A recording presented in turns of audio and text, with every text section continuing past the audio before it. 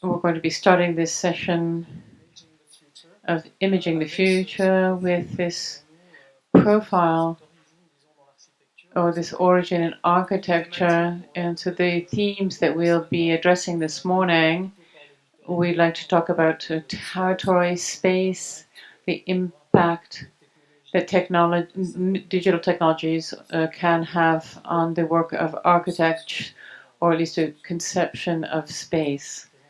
I'd like to introduce Christian, who is in the shadows currently.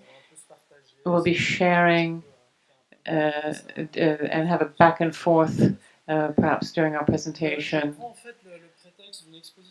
So I'm taking the recent exhibition we organized in an old factory near Renan, in a partially disaffected zone, and that we put back into use during an exhibition. We see a floor with this red light. We were occupying a whole floor with an ensemble of works for about 2 weeks, and the goal was to realize to make a book. So we did a lot of installations to take pictures to make a book, and of course we took advantage in order to have exchanges with various people who came to visit the exhibition. Content of the exhibition, I would just like to bring you into various spaces in that hanging and have a look at a few spaces we have here. Here's the plan of the hanging with all of the various works, about 20 or so. That includes about 20 years of work that we've been exploring these kind of crossed territories, or mixed more than crossed, of digital and physical, with works that are really old pieces that from the past century, and then works that are much more recent. What's unique about the work, and we see that in the title of this hanging, it was environmental device. It's an approach that we have for an installation or device that's potentially technological or technical, that articulates relationship to the environment, and that examines the environment and might propose a different version of it, a somewhat manipulated version. So what's specific about this work is that it's a collaboration initiated more than 20 years ago by Christian, who is another one of the founders of the Fabric team, which brings together architects and computer engineers.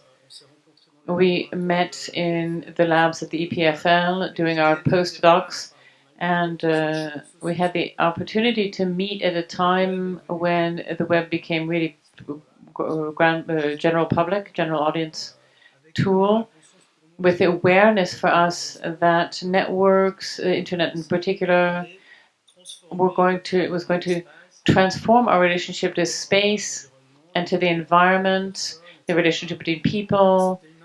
It was an intuition to start with. I think 20 years hence, we can realize that we weren't too mistaken, and it really completely overturned our interaction with space. So this definition makes it possible for me to specify the question of how we imagine this idea of the environment. So here's this definition in English. Environment understood as a set of elements, biotic or abiotic. Biotic meaning living elements, cells, vegetation, and so on. Abiotic, which means inert objects, the climate, climate data, non-living elements of the environment, natural or artificial, because some of them can be artifices or artifacts that are part of our cultural milieu, and that surround an individual or species, some of which contribute directly to their needs. And we added, the first definition comes from Wikipedia. The second part is a specification we added in the context of our work. We're principally interested in non-living elements, in particular questions of climate, localizations, venue, and artificial elements that we constitute ourselves. So that ensemble of elements is an opportunity to bring together a number of references that bring our works together. Here's a group of books that I would have the opportunity to come back to specify certain elements of the work, and how they might have inspired some of our work or help us to explain certain elements of our work. So I'd like to go directly into this exhibition. We can kind of make out in the back device was installation, an environmental device. In the foreground, there are two clocks. I'll discuss that a little bit too, but here I'll talk about one of them on explaining this project. So we have these two clocks with completely distinct temporalities. One of them is clock in which there's only one day. It goes back and forward, but never moves to another day. And the other one is there's a physiological watch. There's the light that we distribute through the internet that itself has a temporality. First element I'll stop on, this book by Adolfo Bioy Casares, and it comes back often for us and influences us.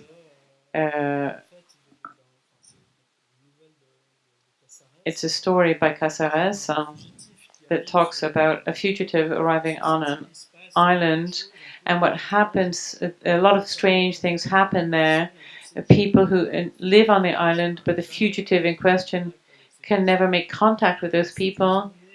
It's a day in which these people come back day after day, and they do exactly the same thing on that island. It reproduces itself every single day.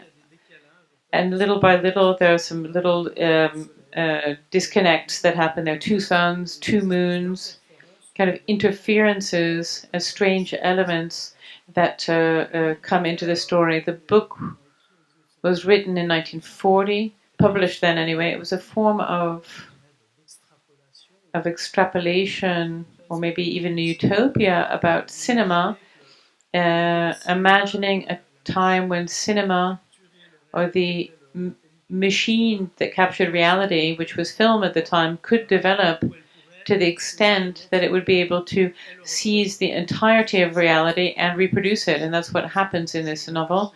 There's the machine, Morel's machine captures reality, and that perhaps went wrong, and it just keeps turning over and over and over every day, just places the same day. And at some point, a fugitive arrives on the island who discovers that machine. The way the relationship on the environment is described in this book has direct connections to certain elements that we've developed in our work. I'll move forward. We'll move into this exhibition to the first device, Perpetual Tropical Sunshine, that we made about 10 years ago during a festival in Leòn. And so on a very low-res screen, the idea is to try to recreate a sun, a perpetual sun, that lights up on this screen, and then we'll display another one. And the desire of the installation is to create a permanent day. So for a little bit of detail on how it works, I'll show it to you in the following slides. For the moment, this screen kind of has moments. It lights in its entirety by taking the average energy to light up the previous sun, and then we move on to a next sun. So on the one hand, there's this device which is a screen made of infrared bulbs. It's a very hot, makes it possible to heat a space. And the device is piloted by an interface. Here you see these three screens. It was a white night in Paris in a church. We had these 3 screens that were hanging on an element of the structure.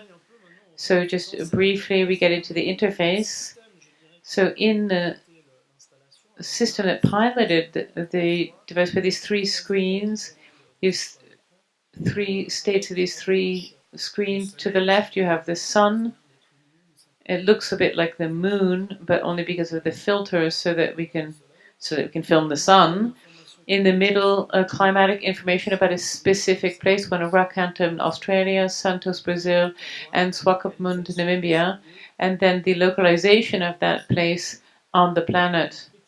So you see there's a band on the 3rd screen. You can see this band of orange that indicates the places that will be potentially be looking for suns, which is the Tropic of Capricorn, actually, in the southern hemisphere. So going to look for a sun in the southern hemisphere to show it in the northern hemisphere, with everything that that implies with regard to temporal disconnect and so on. So we detail what the system does is that it uses all of the meteorological data that we have access to now.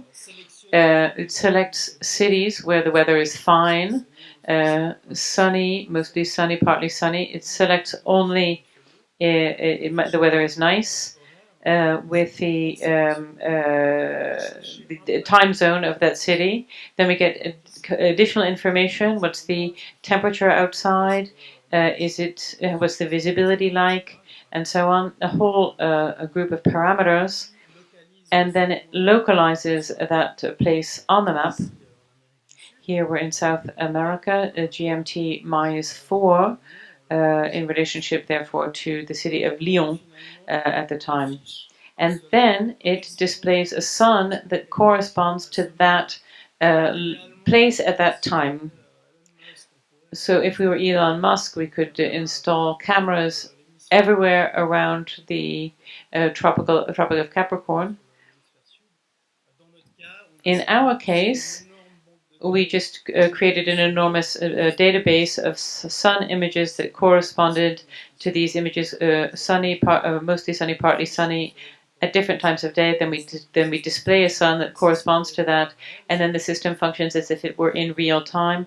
We've verified the fact that we have a sun in the image, the sun coming in on the left, leaves on the left, and then it's once it's been selected, it displays it on the infrared screen that will show us a quite abstract sun. Obviously, you have to believe that in the image that it's a sun, and will allow us also to heat this space. What's unique about this device, here we've gone from Paris to Lyon. This was Lyon in the middle of winter, so our initial installation, to bring a sun from the southern hemisphere into the northern hemisphere winter, and with the northern night. So the system is endless. There's always a place where it's fine weather, always a place where it's day. You can always find sun at any time of day. So if you leave the system to move around, it will be potentially endless.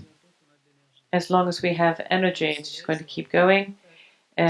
It's going to take about 10 minutes for the sun to go across the screen.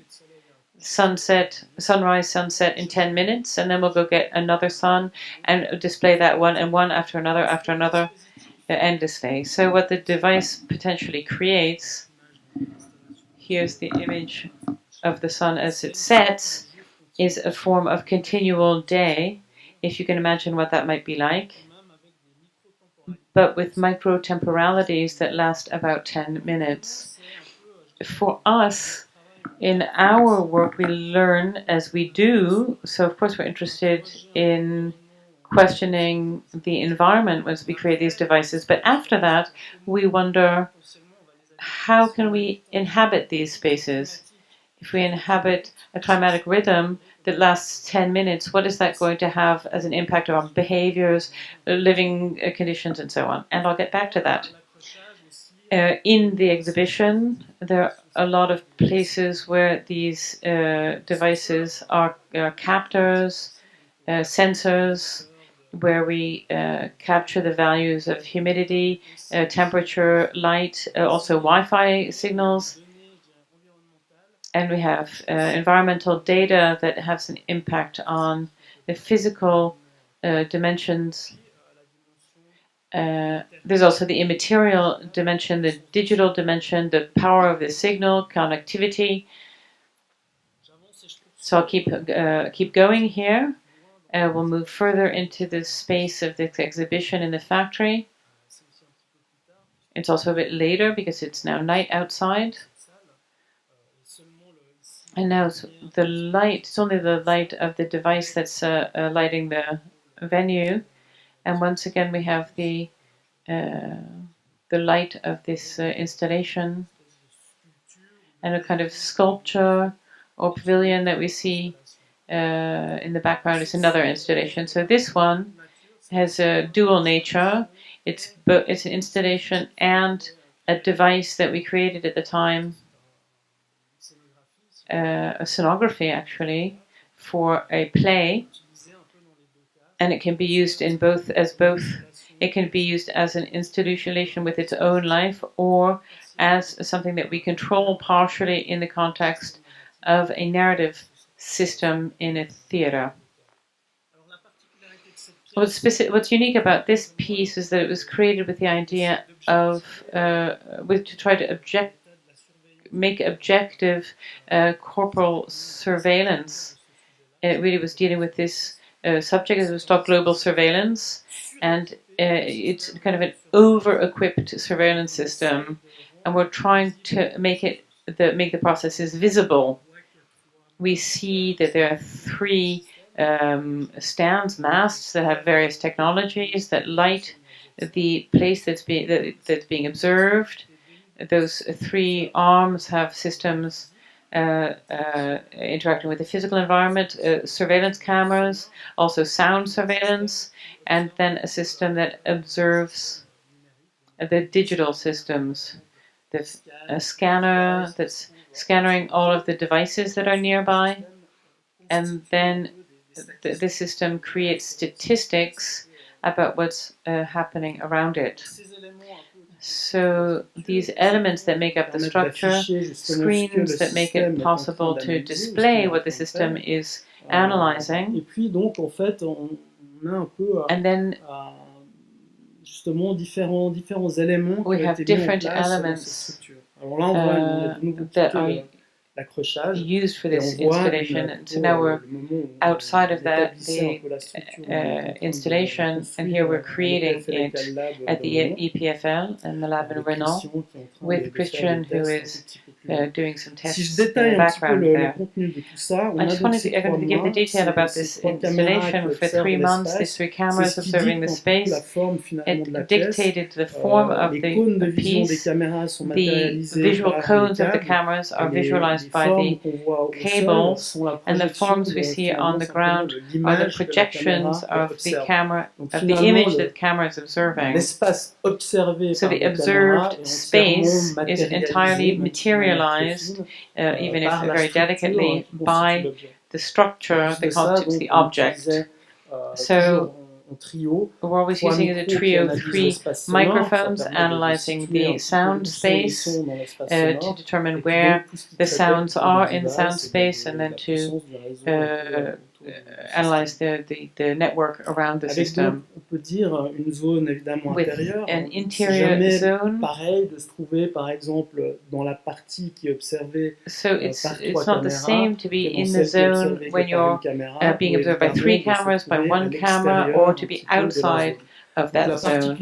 So what's unique for us in this institution that we call paranoid shelter is that you're only observing interior. It's analyzing interior of this zone structure into the observing the interior of itself. C'est un And so we're thinking also that this is a paradoxal aussi, paradoxical shelter parce que, il protège pas because du vent, it doesn't protège pas de la protect you pluie, from the world, from the mais rain, par contre c'est totalement but différent it's a en termes de completely different spatialité, in terms of l'expérience spatiality, spatiale, de se trouver à l'intérieur de to cette find structure ourselves que de se inside trouver the à structure l'extérieur. or outside the Donc structure. ça c'était un peu peut-être pour la partie plus So it's installative really the more du système. installation aspect Et of comme the je disais, system, but as I was le saying, système tient des statistiques, combien de personnes sont entrées, combien de it personnes sont keeps sorties de la statistics, how many pièce, people came in, how perd many des came personnes en out. cours de route. Il y a It loses souvent people. moins de personnes qui sont sorties que de personnes qui sont There's sometimes entrées. more people who left than who Laisse came aussi in, entendre que which finalement makes c'est des kind systèmes of give qui us sont the jamais opportunity to parfaits. understand that these systems Qu'on are peut aussi never les perfect, piéger, et c'est ce qu'on and you apprend can un trick petit peu them. en se baladant dans cette structure, And which c'est we de voir à did was quel kind of moment wandering on around the disparaît structure. At what de point you l'analyse du disappear système, à from quel the moment on analysis réapparaît of finalement the system, and then dans when le you système. reappear.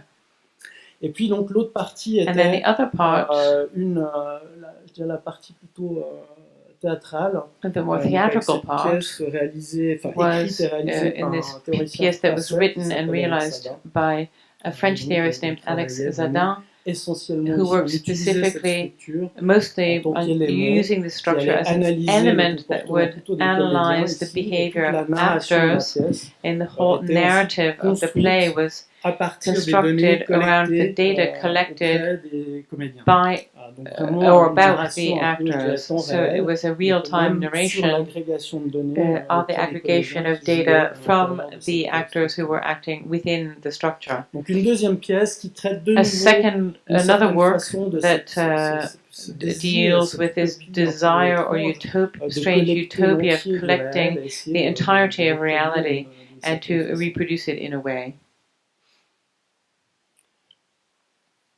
Je ressors un petit peu de nouveau So I'll step l'accrochage avec ici un back nouveau dispositif out of the exhibition qui est constitué un peu of de a différents device that éléments. was Il y a made un up of various device qui se elements. trouve tout à gauche, So a qui device est completely on the et left puis that's une vidéo ici, and then a donc video. So the à présent, device c'est une is vidéo linéaire, mais ça pourrait present, être and un then there's a environnement aussi linear immersif video, ici. but it could be Et un jeu comme ça de décalage un another petit peu venue. entre So there's kind of a un device disconnect qui sert between plutôt a dans un cadre device d'exposition et that puis son serves in an déplacement exhibition presque and dans then une its réalité parallèle removal qui into devient a parallel potentiellement reality une that proposition potentially architecturale. becomes an Donc, un architectural petit peu là-dessus.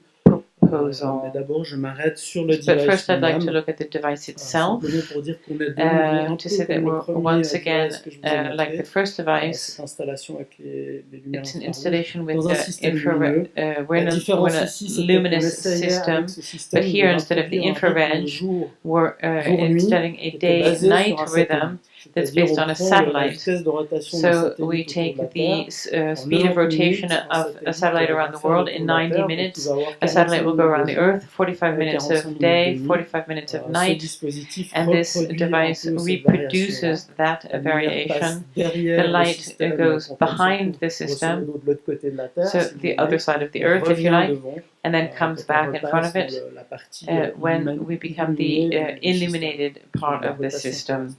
or the Avec la rotation of the particularité Earth. ici So with aussi the qu'on allait chercher la source lumineuse au particularity niveau de that we went l'Antarctique, to get a de light nouveau source peut-être in pour the créer des Antarctic décalages de in saison, order to des create a décalages de kind of rythme lumineux, disjointed parce que en relationship hiver, to the luminous évidemment, aspect. In dans la winter, partie sud, dans in the l'Antarctique, southern il fait part, jour tout le temps. it's day Et all en day été, long, and in the pour nous, summer, je veux dire, il at fait least nuit tout in le temps. our summer, Ça crée it's un petit peu dark all the des rythmes time. comme ça, So it décalés creates these par rapport à notre unusual position rhythms ici with dans regard to l'hémisphère our nord. position in the Et northern puis donc ce hemisphere. décalage et cette So utilisation du that device difference and that dans use une of the proposition device ici un peu in plus terraine a more d'architecture, pas entrer dans le détail, terrestrial mais c'est simplement architectural d'utiliser application. deux de So ces not to go into the devices detail, but pour to use créer un two of the rythme un peu devices to décalé comme create ça au a centre d'une architecture an qui elle-même unusual se mêle rhythm au in rythme an diurne, architectural structure. So you have journalier this en fait, diurnal du lieu où le pavillon est rhythm installé.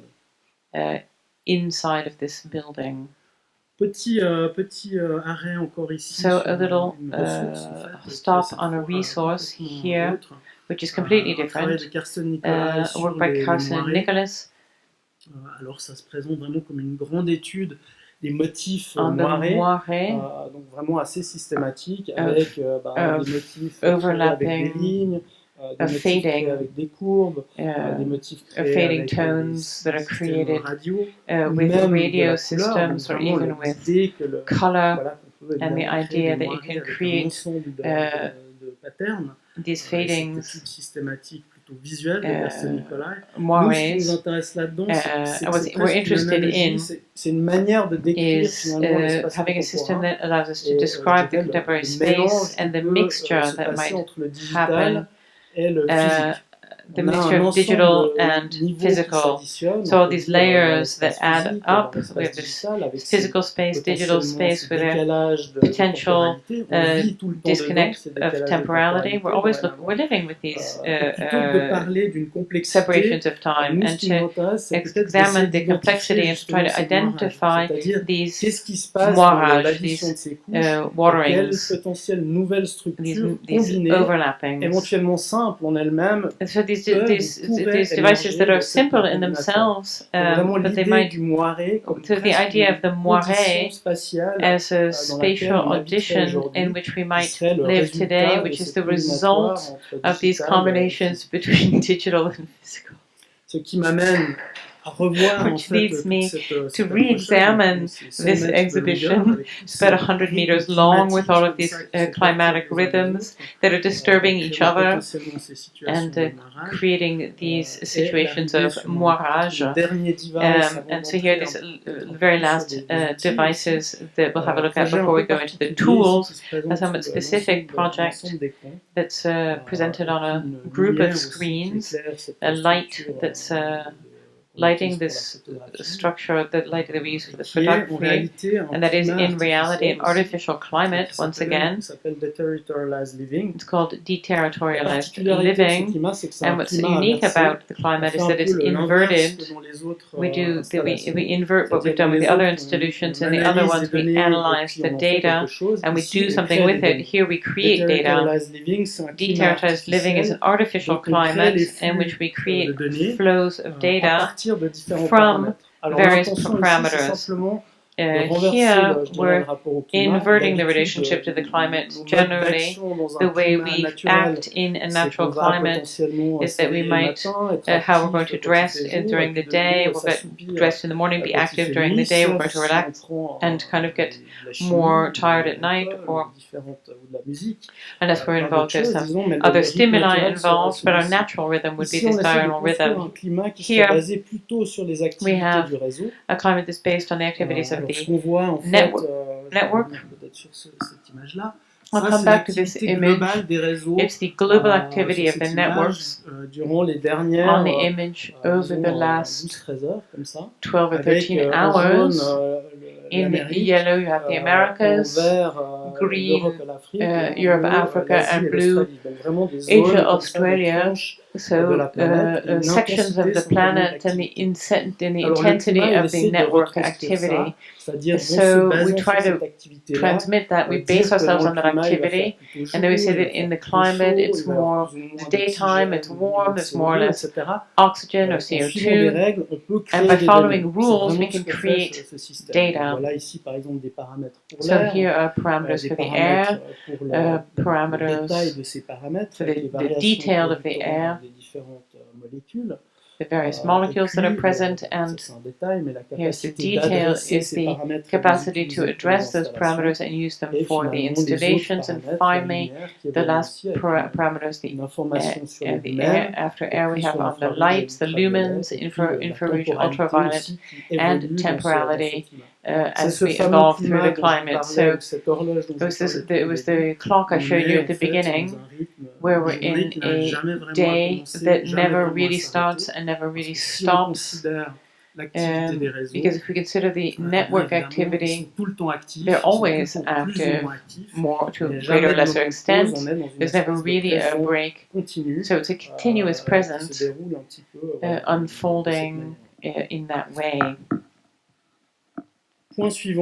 Next point, and then maybe I'll let Christian say a bit. Ce détail un petit peu peut-être sur les outils et les éléments de captation qu'on a mis en place. The capture elements that we installed. Donc derrière un petit peu tous les projets qu'on a pu voir, en fait, yes, according to all the projects we've presented, there is a kind of a common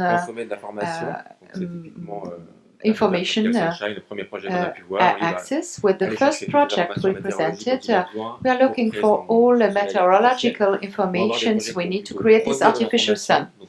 And in other projects, you have a device in some place able to capture information from all kinds of environments in order to produce information. Like in the last project, we've seen a deteriorized environment where the information is displayed on the internet, creating a climate and a different temporality. The idea here is to have a system in order to federate all these informations, either to consume or produce these data, and this is how we arrived to the idea of a data dropper, where all the data of several systems could be stored.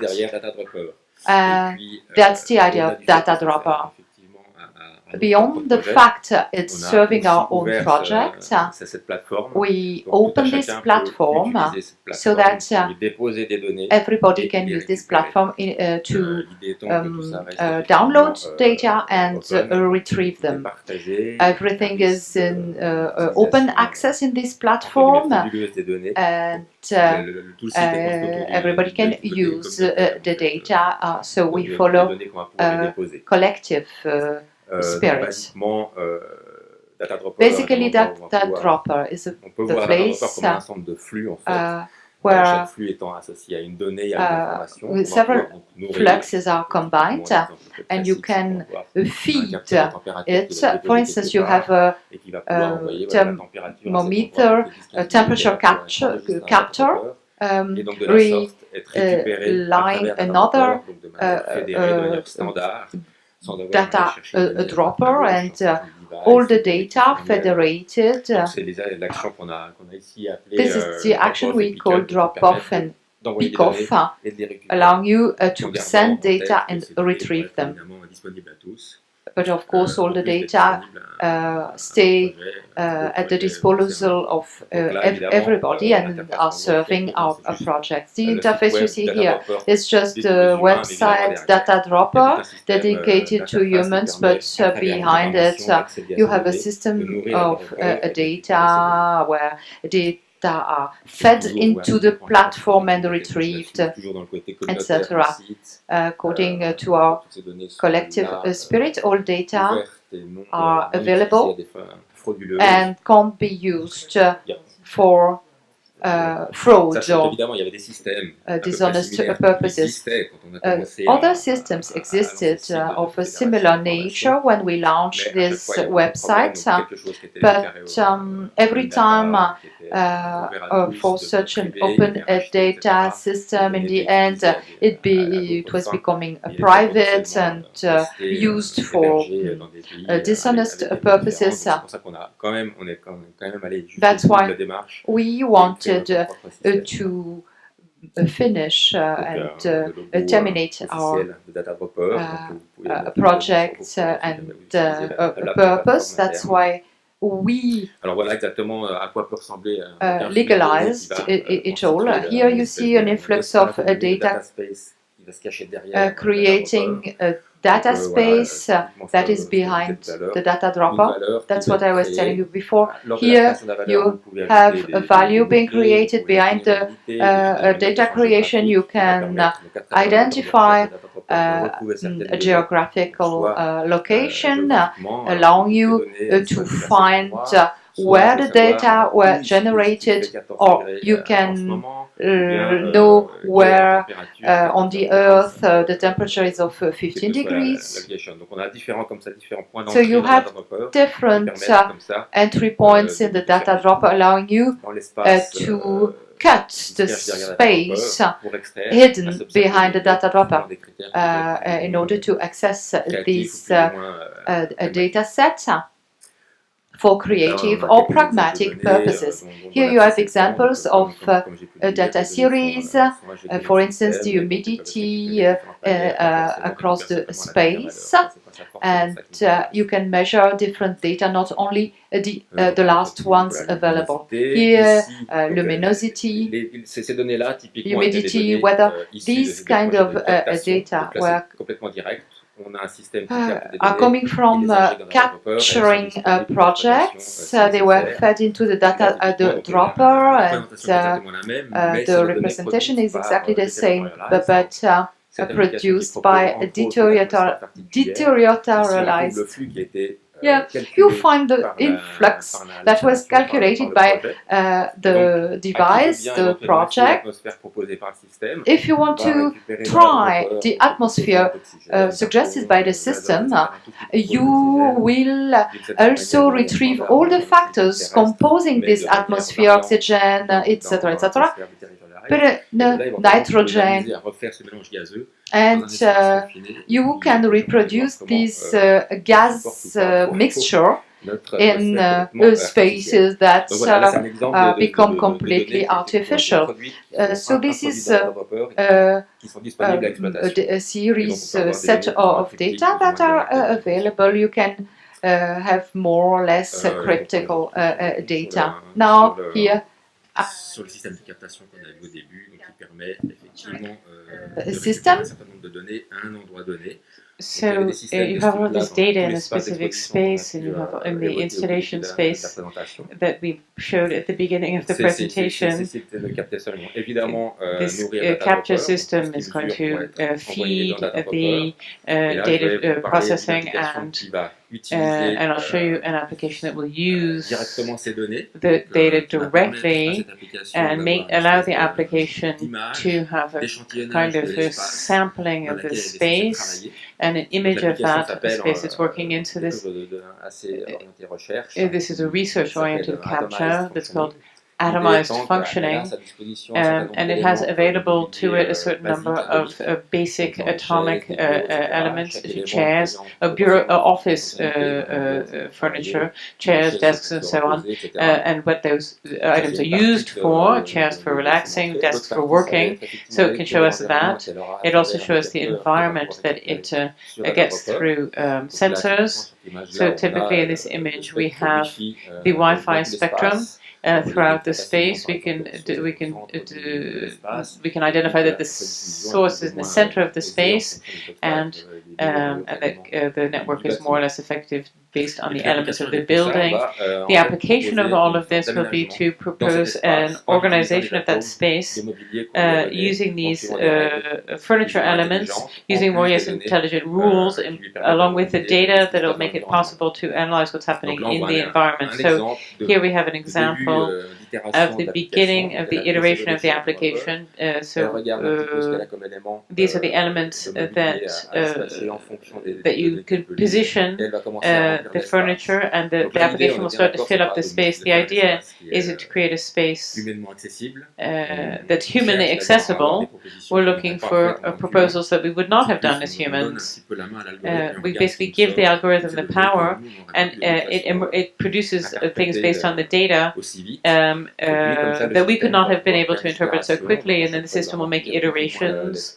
It'll fill space more or less. It'll specialize the zones in the space based on the elements it's going to put there. There'll be desk spaces where the Wi-Fi is, rest spaces where it's cooler or warmer, and the system will keep running and make hundreds of proposals throughout the day.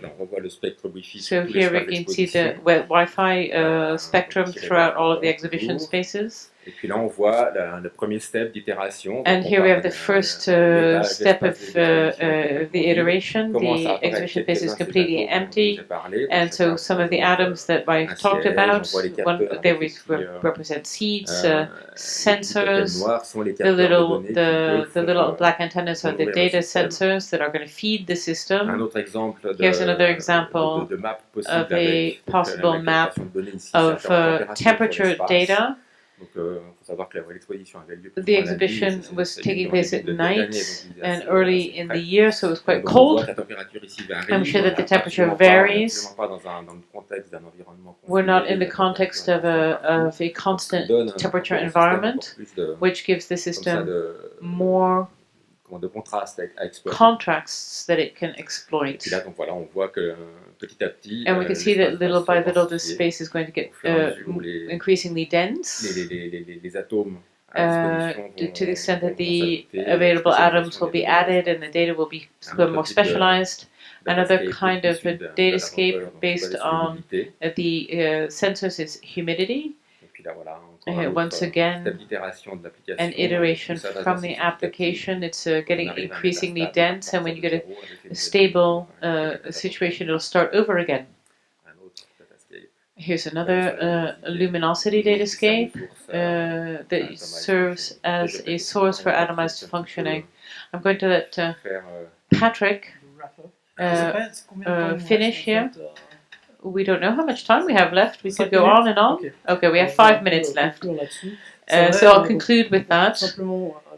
To speak a bit more about this project, the idea is to create, based on all of these elements, we want to get rules that make it possible for us to explore this hybrid territory. If I can come back again to this map, this big gap of humidity in the space that we were investigating, it's produced by the institution I described in the beginning. At the beginning, that very big sun made from ultra-infrared bulbs, it dries out the space, and we see very concretely this hybrid between a space determined by natural conditions and the other by artificial conditions, and therefore that artificial sun, infrared sun. A reference that I won't say much more about, Jared Diamond, who's an ethnographer, bioethnographer, I can't remember his exact qualification, who studied the history of humanity based from a geographic and physiological perspective, and to try to say what existing conditions, physiologically speaking, weather-wise, geography-wise, allowed for the development that we know today on various continents, and why, for instance, the Mediterranean situation was a preferable place to preserve seeds over winter, to establish the early cities that were able to remain in the same place. And it was a very interesting analysis between climatic conditions and the development of societies, which are questions we find very interesting in this kind of project, to question conditions, then the mixture of digital and physical conditions, and therefore to propose a reading or a kind of approach to architecture in relationship to these climates, so with various densities in the same project. So just to conclude with this final project that uses the same principles to question a classic issue of architecture, which is the building of an envelope, a building, something durable. So we use the same logic. This was the project behind the one we just showed, and it's also its continuity. We've used the same ideas in an architectural program. So we've atomized these elements, finding entities that occupy a space. Their small volumes, the little gray plates that surround them is the space that they need. And then we segmented with an architectural program what we have above, quite classic space. This is like we need this much space for this much function, this much space for another function, and so on. So that's what we have. And the top image, and below we have brought them together with parameters at the bottom that aren't necessarily functional parameters that have, say, for instance, at 18 degrees you can engage in a sports activity, you can go to the restroom. At 21 degrees you'll be more likely to have working spaces, cafes, people were perpetually in a kind of spring-like environment. And at 26 degrees we're going to have tropical gardens, a sauna, places where we're going to remove a couple of layers of clothing, and re-segmenting the architectural program in that way.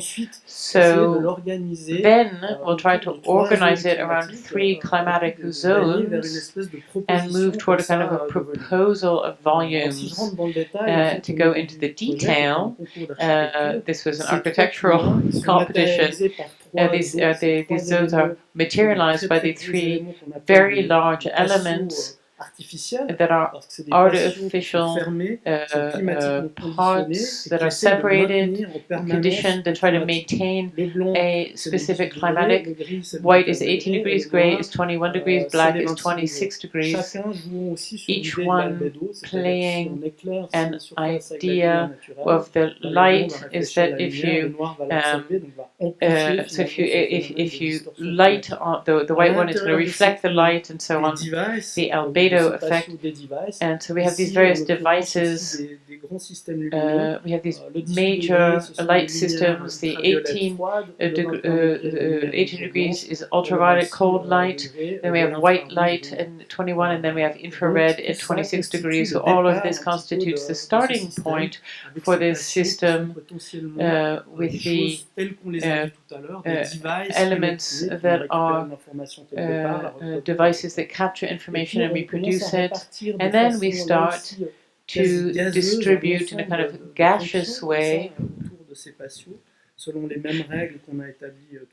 according to the rules we established earlier. Un paysage finalement très ouvert, et c'est peut-être ce type d'image qui nous intéresse aussi, ce côté complètement finalement ouvert et gazeux d'une architecture où on pourrait se déplacer, aller chercher la situation propice peut-être pour le moment propice. So really what we're trying to create is something really the appropriate structure for the appropriate moment. If you're in a forest, in a clearing in the afternoon, your relationship to the space would be to move. If you need to get warmer, you'll go to the sun. If you come back out, you'll go to the shade.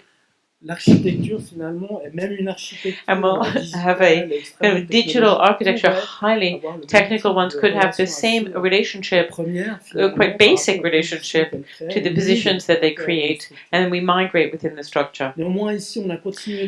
So we've continued the game of constituting envelopes around these elements, and we have the white, gray, and black for 18, 21, and 26 degrees, as if we had kind of drawn out a pizza crust, and we've made these little holes to have these 3 distinct envelopes. And then we come toward these formal proposals that could, according to this similar logic, become an architectural form.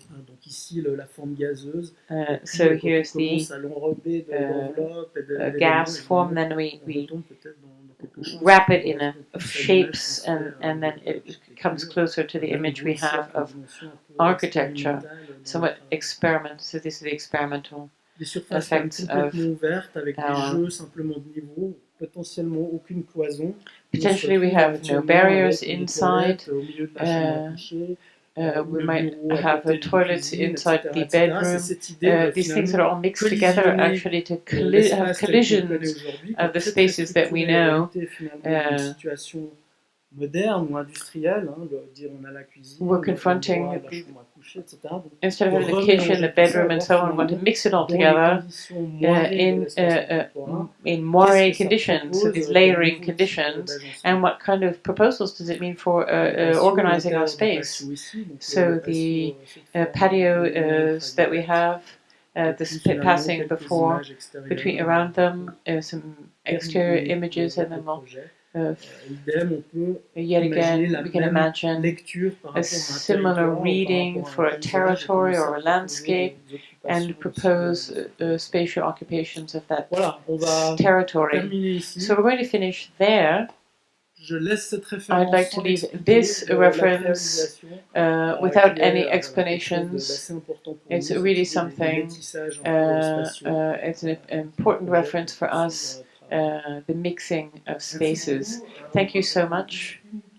So we have one or two questions.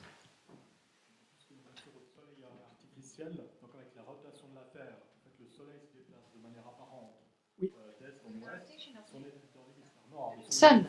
If you are in the northern hemisphere, find it on the other side. So, pardon? On your screen, was it intentional or you didn't take that into account? We discussed a lot where is the sun going if you are in the southern hemisphere. We had to capture the pictures in the northern hemisphere where all our database is, but scientists were saying, well, it depends from where you are looking at it. If you are facing the sun, it will rotate in the other direction. We chose not to capsize our images because those were the images we had. We could have made another choice, but it's a very pertinent remark. As a matter of fact, the sun is rising on the right and setting on the left. Some other questions or considerations? I have a question, personally.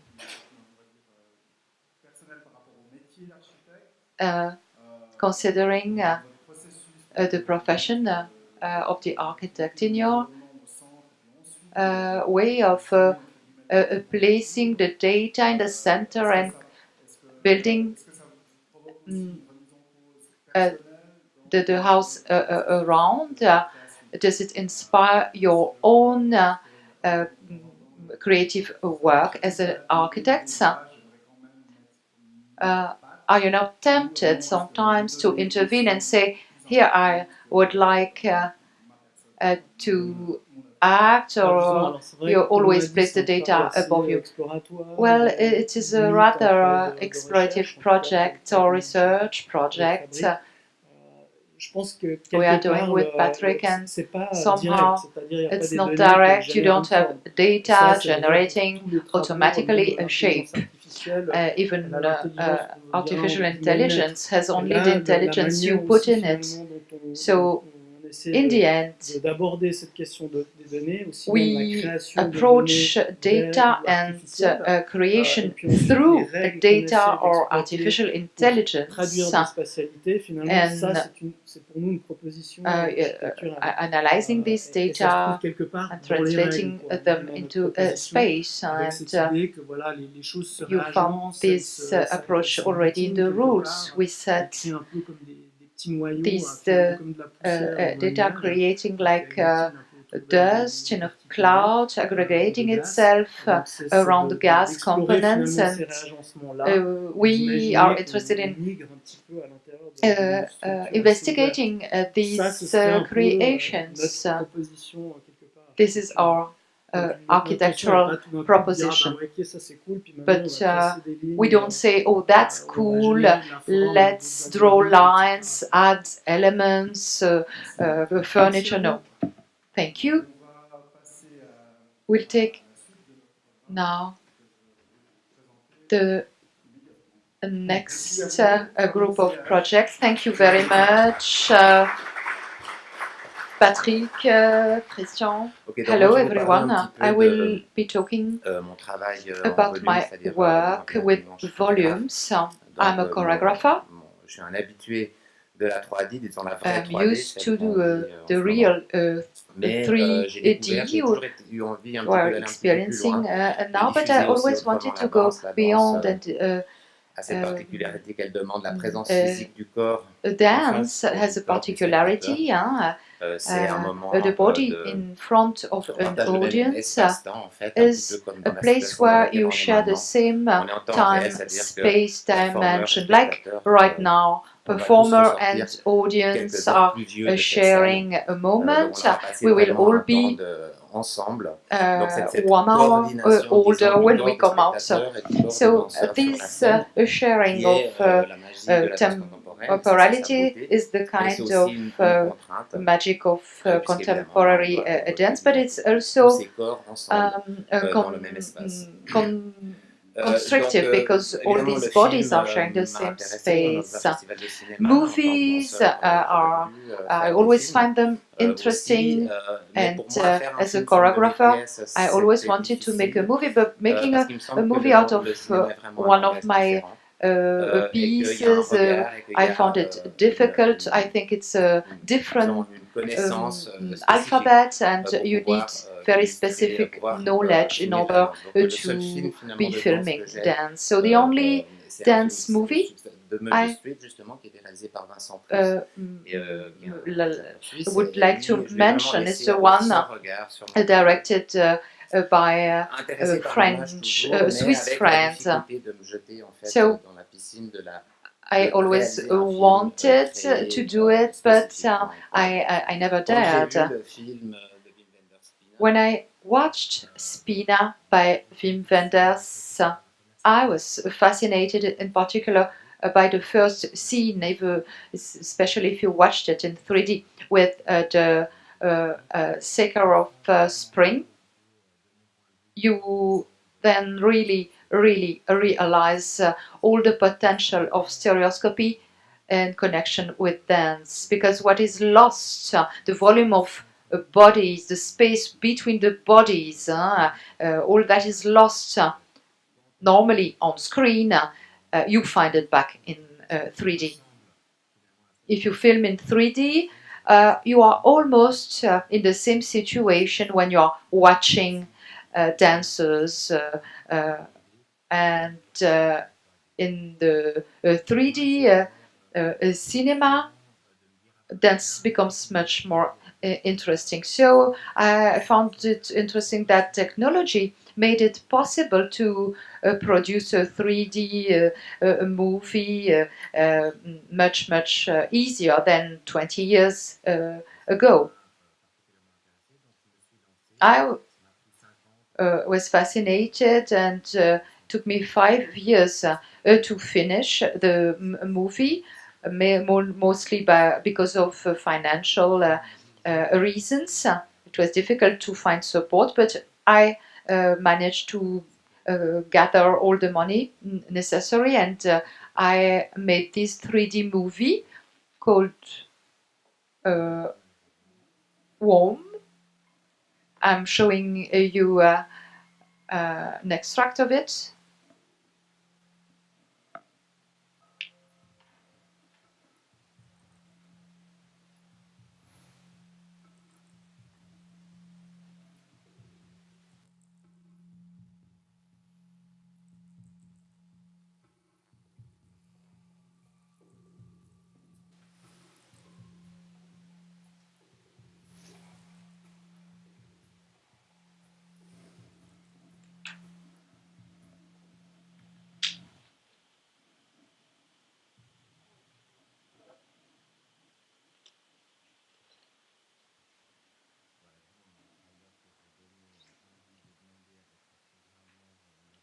That's just a little example to invite you to watch it. We have the sound engineer here with us. They made a wonderful work that is not well heard now with this sound here. You may have recognized the work of Sylvie Fleury also in the set building part. First of all, we needed in producing Warm and to understand the 3D rules, the specificities. So we started by modeling and organized several days a workshop at the brothers Guillaume's place. I'm sure you know them. They are experts of stereoscopy, sort of, and they have the right approach, I think, because some people have a wrong approach and others have the right one. Like Catholics and Protestants, they have the same God, but they are different. So one of the first question to explore is the in theory, you are never outside the frame in 3D. If you have a frame, you are filming a real object. If you are out of the frame, you are really never outside the window. So you have a very, very subjective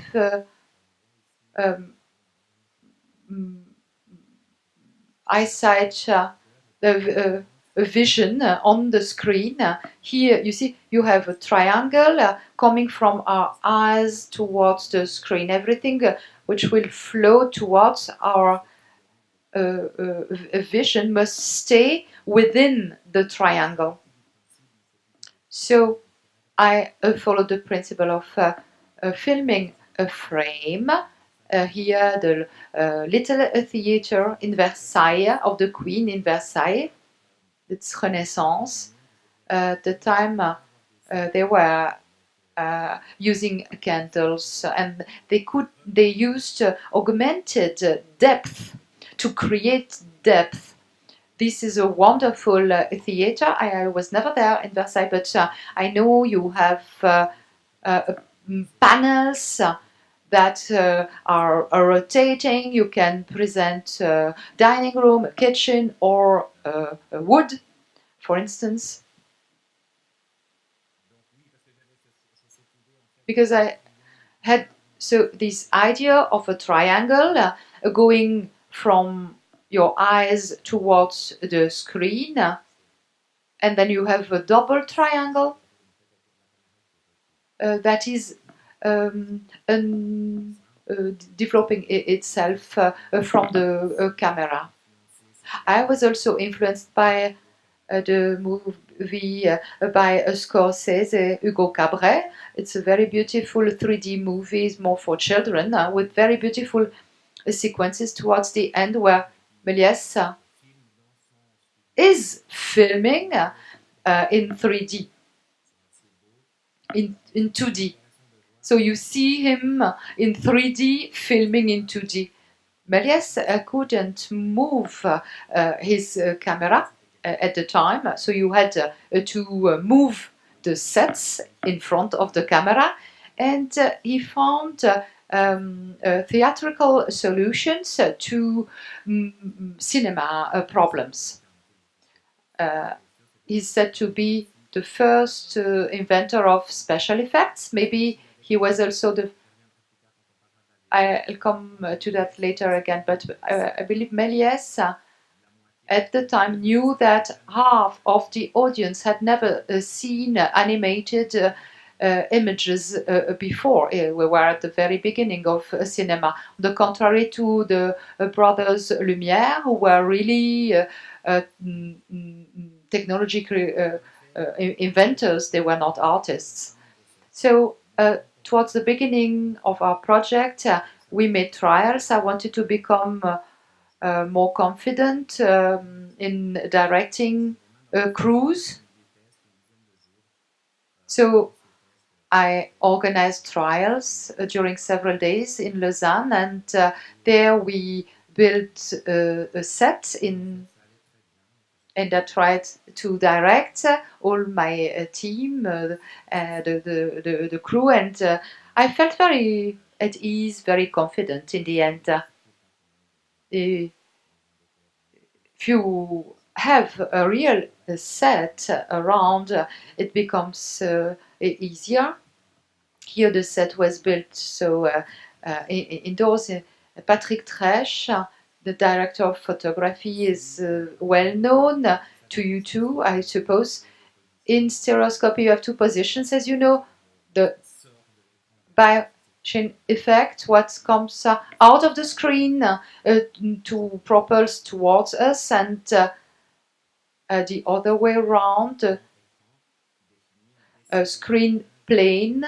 You decide the editing, whether the image is coming out of the screen towards you or is happening in the interior of the screen, the image. I wanted a scene that is really projected towards the scene, and I try to be literal. We are going to film in real, in front of a real screen. The triangle is the position of the camera. It's filming like that, and the bottom of the triangle was like a plate, and we were able not to capture the ground, the floor. So the plate is on the floor, and you get this floating sensation. Here you see the trials. We tested it all. We realized it was working. Here a couple of images of the development. Here the first propositions of Sylvie, the trials, and the final result. Here again for a scene called the sitting room, where you have the various elements and the final result. Here, a scene towards the end, where you have kind of a similar topic, but this time they are sitting on the edge of the screen, like if their legs were really hanging down the screen. We really built a black band and tape, and that's the result in the end. The movements of camera are very important in stereoscopy. Martin Tresch said he never worked with somebody as demanding in these movements regarding these camera movements. I knew exactly what I wanted. These movements were part of the dance itself, because they are not a frame, they were volume for me. It's like a window moving against volumes. This is what's unique about 3D. You can be out of frame, but otherwise this effect wouldn't exist. In other words, you get stuck in new technology that is not really new, because it existed with stereoscopy ages ago already. If you move, the image is moving with you, and you end up watching 3D movies being completely static, not moving. Otherwise the image is moving with you, and 3D maybe is not working that well, because it's too restrictive. It's only working for very specific topics and films. The work that was rewarded here was wonderful, and with many sex scenes. When you see bodies, 3D is very pertinent. I interested myself also to movement captures in parallel to the making of this movie. I was doing other things, and I heard about the studio Artami in Geneva, specialized in movement captures, among other things. They are focusing in producing content for virtual reality, and I found their work quite cool. I realized that movement captures became much easier then what I remembered, because I had in mind the experiences of the 80s, so I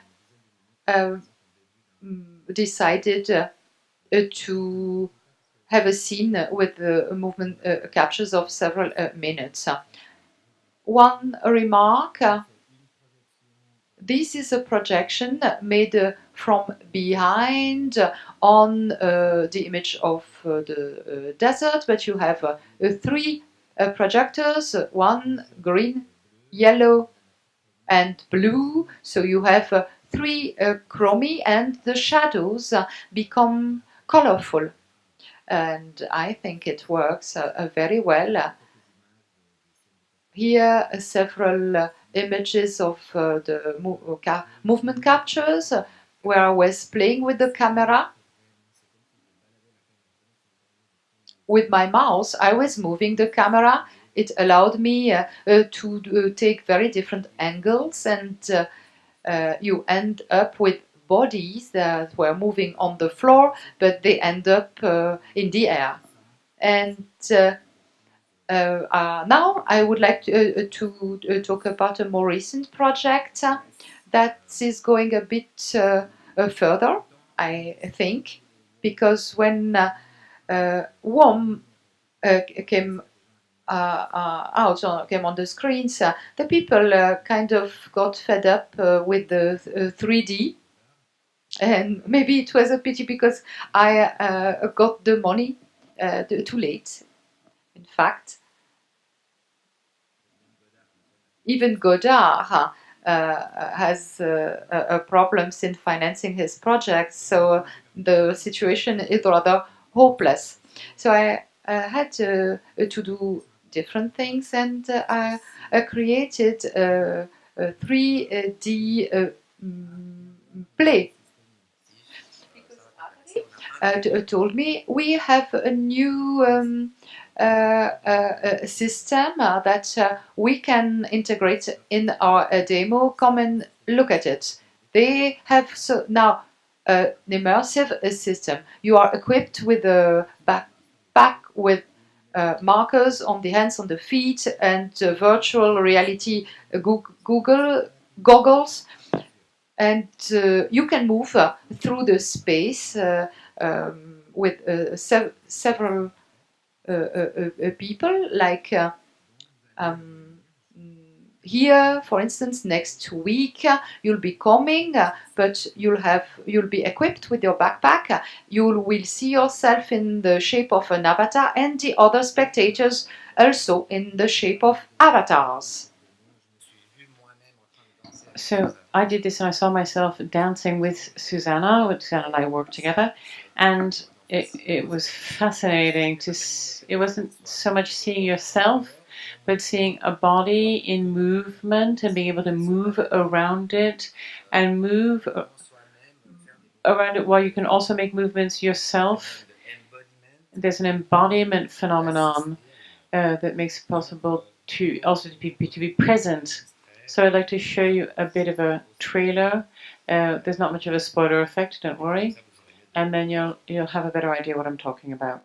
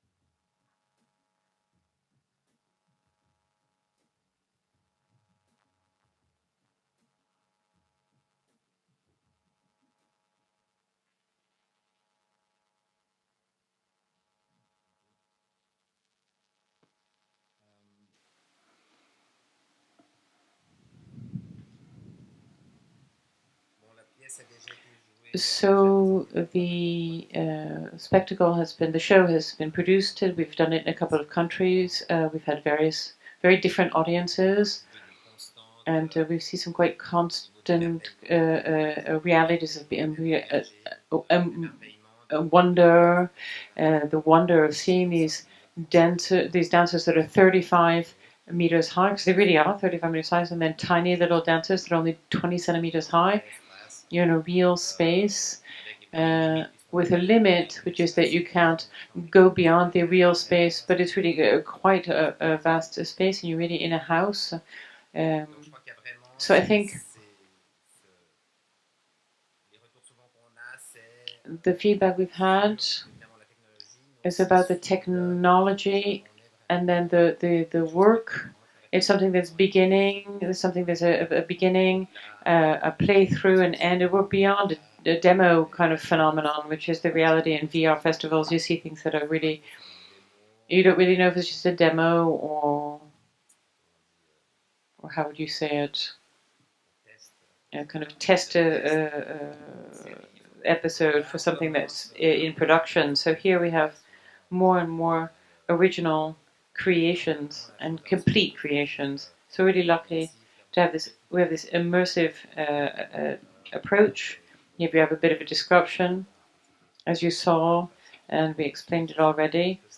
So this is what it looks like in Montreal for our premiere.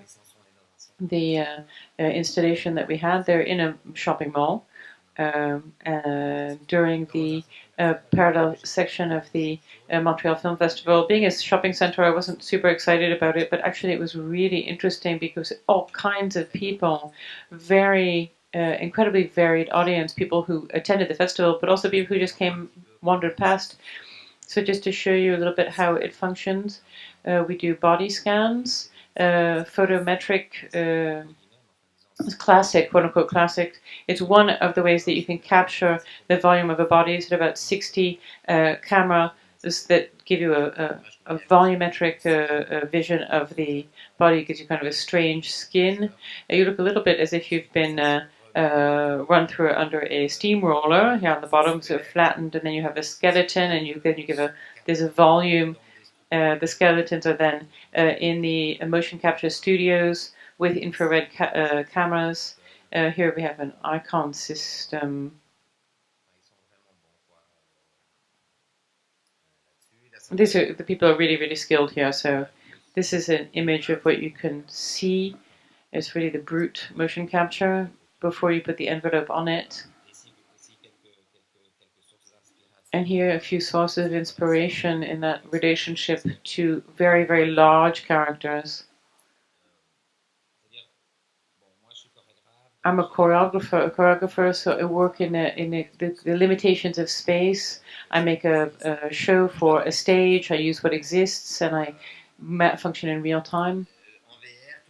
In VR, everything's possible. If I want to be in Mars, I can do it. If I can do it underwater, all I have to do is say so. So there were almost too many possibilities. So already we're going to have a look at the limits of the system. I think that there are limits to VR. And the principal one for me is motion sickness, is the seasickness, when you feel a little bit, sick, when you're moving without moving. You feel that you're moving, but you're not moving. Your inner ear cannot follow, and it makes you feel unwell, nauseous. A typical thing is you're in the train, the one that's in the train next to you is moving, but actually realize it's the train next to you that's moving. It makes you a little bit sick. This happens in VR as well. The brain is working kind of backwards or upside down. It happens in a lot of VR experiences. And one of the difficulties in VR is how to move in the real space. So with our immersive system, it's not a problem because we really are moving in a real space. One of the systems that works best by default is the teleportation system. You teleport. You press the button, and then when you release it, you end up in that new space. It works, at least for me. It doesn't make me sick. So let's establish a certain number of limits, constraints. The floor is our base. You really feel the floor. Some people say it's not virtual reality because it's augmented because you feel the floor and therefore you're in a real space and what you see is detail. But actually the floor is real, gravity is real. I feel gravity, but the virtual dancer feels it as well. I don't have flying dancers. I could have done it, but I decided not to. We're going to remain simple. This is my first virtual reality show, and for a lot of people it's going to be their first experience too. Let's go gently, and so therefore establish this relationship with the ground. I also wanted to be in our own scale. We're not ants, we're not giants. It's our world that's in our scale, where there are giants and there are small creatures, small beings.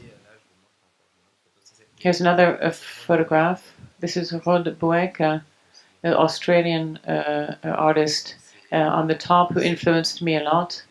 This image here that I saw in '97 in London when there was an exhibition that was so scandalous. This is his deceased father.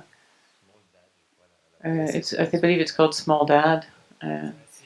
It's quite stunning. There's really a play of scale that's really stunning, really, to be standing in front of this naked small structure. So this took some inspiration for me here, some images of what we managed to produce.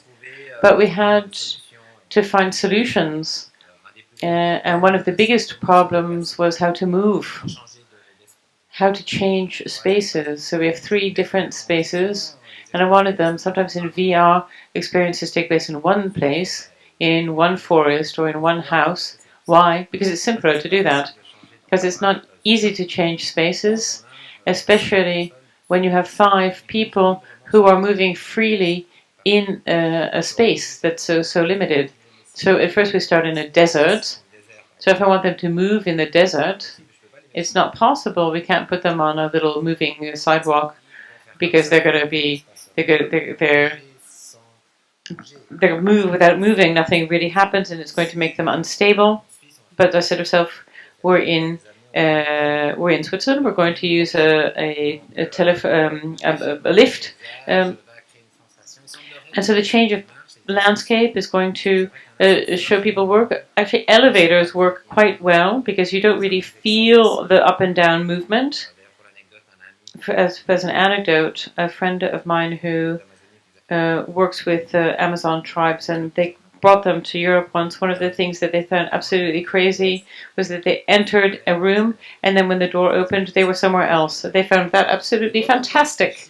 And when you think about it, that's really kind of how it works. It happened to me in Japan as well. You can go up and down, more or less. You close the door. It does work. So up and down is good, but lateral movement is really difficult. So I thought to myself, how am I going to do this? How would I do it in the theater?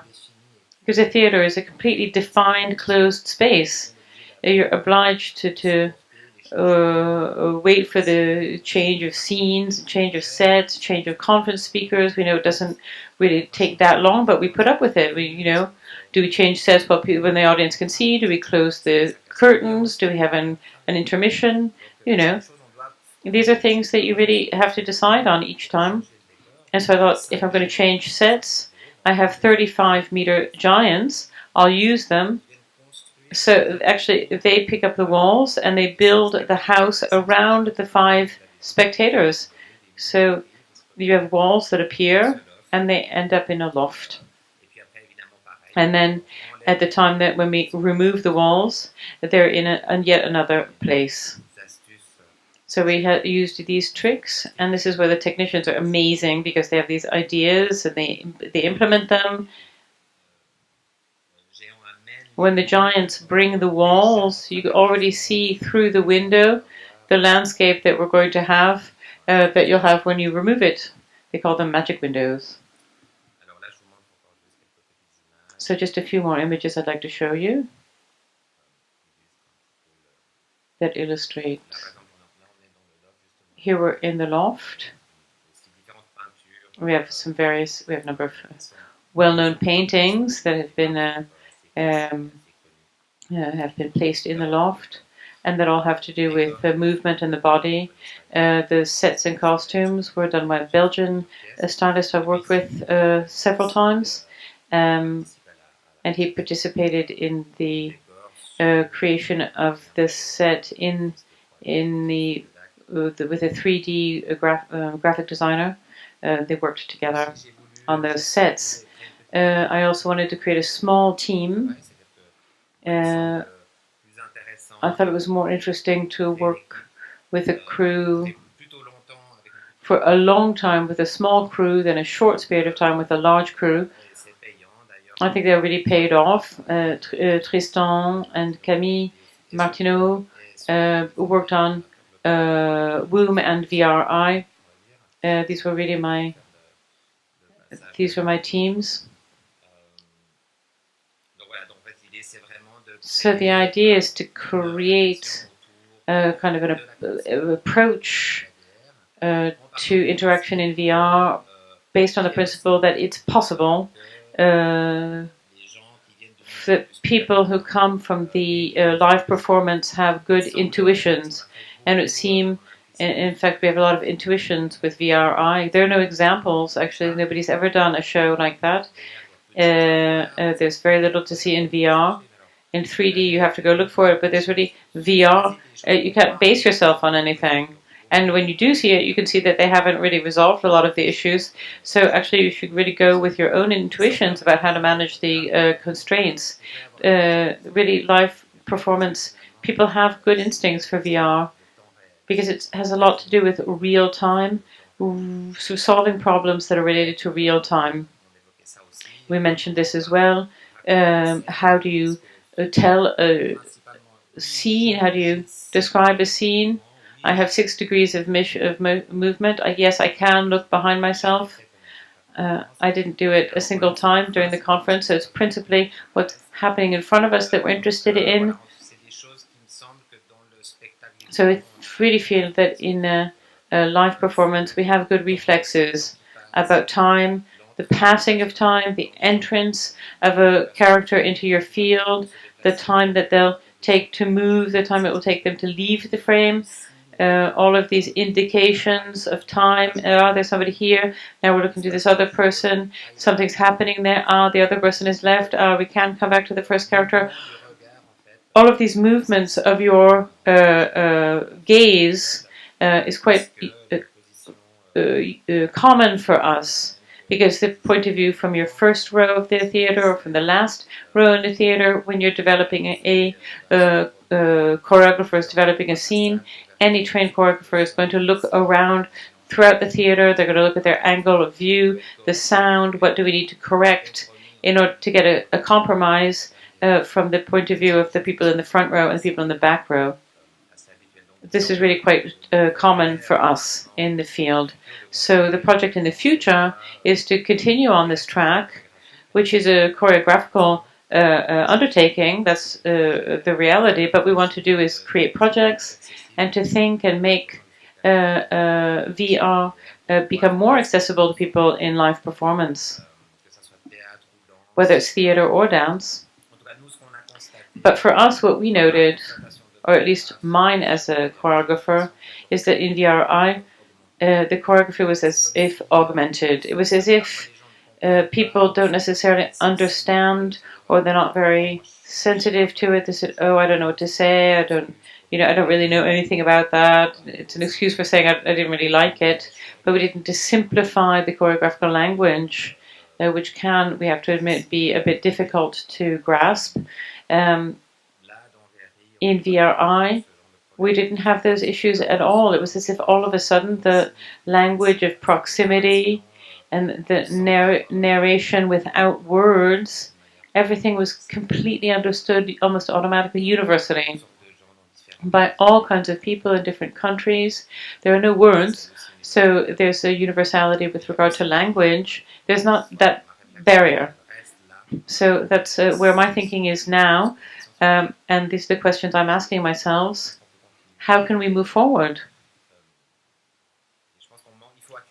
I think we have to accumulate. We need more shows, more people, not necessarily immersive systems. The flaw of the immersive system is that through digitization, I wanted to free myself from the presence of the body, and I wanted to travel and bring the place. But in the end, actually, you end up with the same logic as being on tour, is that you have all these things you have to set up, but still, I hope we'll be able to broadcast it in a different way, via different channels. It could be via internet. You could access in your own space. Even if the trend in VR is location based, is that you go to a space to have a VR experience because people are not well equipped, or it makes them sick. Similarly for myself, half an hour of VR at home, I'm incredibly ill. Yeah, so I'm getting to the end of my presentation.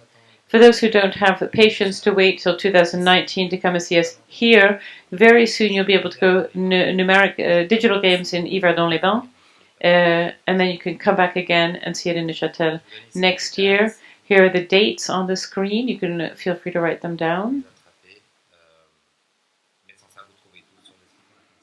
But we, of course, have a dedicated site where you can find dates and pictures and all of that information. So here is our contact. And thank you.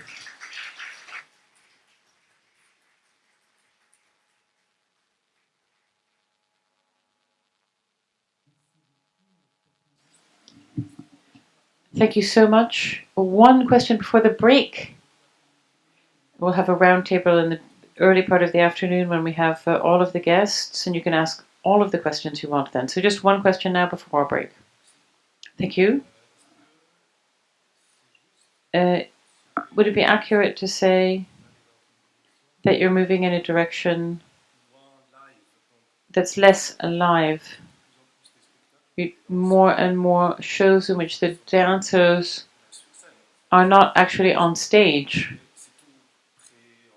It's all pre-recorded, pre-produced. Yes. In VRI, is there an interactive aspect? Is something that happens live? The story that's told is always the same story? Yes, it's always the same story, but what changes is the interaction among people. The people are different. They have the same avatars. There's always a very tall black woman, an Asian person. And so what changes is their relationship. If it's a group of teenagers, then if it's a family, they have a relationship amongst themselves. We could have had an interaction. You press on a button or you take something and something happens. But I didn't want to have some kind of treasure hunt game. And we're on a few obligations. There are very few obligations. We don't tell people to tell them to dance or to move. We just give them the safety regulations rules, basically. And then people are free. And people appreciate that in comparison to other VR experience where you're constantly required, like cinema does, to be as if in cinema. But here we have the more contemplative aspects work better. It's as if you're in a museum. So yes, for the dancers, yes, there are fewer dancers, but I danced with real dancers for more than 20 years, as choreographing with them without talking my time as a dancer, so more than 30 years. That's good, I've been there. I could very well work differently for a while, and I think for dancers it's really interesting because it's a different way of working in dance, another way of representing it, and it's another way of seeing it. They see themselves. A dancer never sees herself or himself. On film and video, it's not the same, but here, you're closer to yourself as a dancer. So I think this kind of experience for dancers will multiply. They'll have different kinds of work, and it's interesting. We're, of course, reflecting on economic models, but an actor in a film is paid once, and then the film can be seen for 150 years. So we're kind of in an intermediary position. For me as a choreographer, it's very interesting to manipulate these bodies without the psychology related to manipulating the dancer's body or making proposals to dancers, and they produce their own thing. I have a brute material, and I can manipulate it however I want, or rearrange it how I want, without having to go through the explication process. So it's kind of a shortcut. And it's really cool to do it. It's really fascinating. And it also lets us move dance elsewhere. Something that we can really put forward. Maybe VRI is the only choreographical show that was presented at the Sundance Festival. I don't know, but so we're bringing dance to new venues, having people see it differently. It remains a choreographic project and an interesting one for dancers as well. Thank you again. A 10-minute, 15-minute maximum for our break. You can go and see the demonstrations from the CESM that were presented in our first speaker, and then we'll meet back here.